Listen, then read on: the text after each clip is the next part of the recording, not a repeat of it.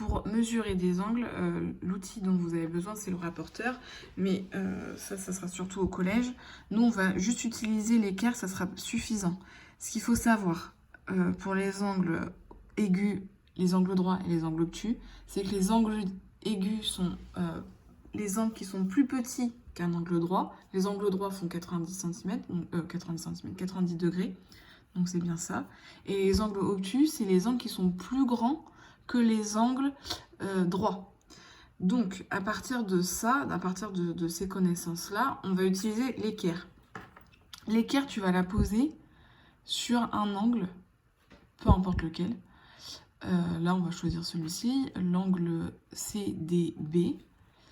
Donc comme c'est l'angle CDB, il faut que le coin de ton angle droit, de ton équerre, soit posé sur le D, mais il faut aussi que le côté de l'équerre ici soit posé contre C, d'accord, pour que ça fasse bien l'angle CDB. Donc, je prends mon outil équerre, je colle bien, donc je mets bien ça droit. Je le colle, donc tu vois là c'est pas encore assez droit, bien que ça soit droit, bien que ça soit bien collé. Et là je vois que l'angle CDB est un angle droit parce que mon équerre est collé de ce côté-là et de ce côté ici sur la droite, le segment DB et sur le segment CD. Donc il faut bien que ça soit collé ici. Donc ça c'est un angle droit. Ok. Donc il faut les colorier en rouge. Je colorie en rouge. Et là j'ai un angle droit. Ok. Pour les angles aigus, je vais encore me servir de mon équerre. Et je vais encore me servir de cet angle droit, puisque on a dit que les angles aigus, c'est plus petit qu'un angle droit. Donc, je colle mon angle droit, par exemple, sur le point B. Donc, je tourne. Je tourne mon équerre pour que l'angle droit soit collé au point B. Et que tout le côté de l'équerre, ici, soit collé aussi au côté BD. D'accord? Donc, on colle bien, hop, voilà, nickel. Donc là, on se rend compte que l'angle ici n'est pas un angle droit, sinon on aurait eu ce côté-là qui aurait été collé ici. Okay. Donc là, on se rend compte que c'est pas un angle droit. Maintenant, il faut savoir, est-ce que c'est un angle droit ou est-ce que c'est un angle aigu ou est-ce que c'est un angle obtus? Là, je peux dire que c'est un angle aigu parce que si ça avait été un angle obtus, ce trait ici aurait dépassé les 90 degrés. Il se serait retrouvé ici. Tous les angles qui sont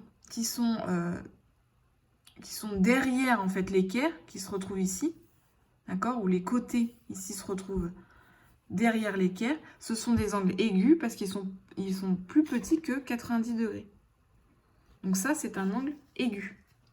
Et les angles aigus, on les colorie en bleu. Alors, bleu. Voilà. Et donc, par logique, les angles aigus, les angles obtus, pardon, c'est ceux qui vont se retrouver au-delà de l'équerre. Donc, on va essayer avec le C. Donc, une fois encore, je dois coller mon angle droit de l'équerre sur le point C. Donc, je tourne. Attendez. Je tourne mon équerre. Voilà.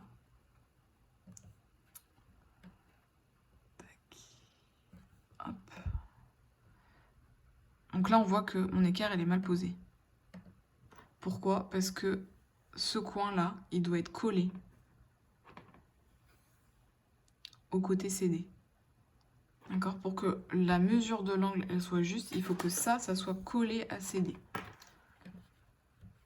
Donc,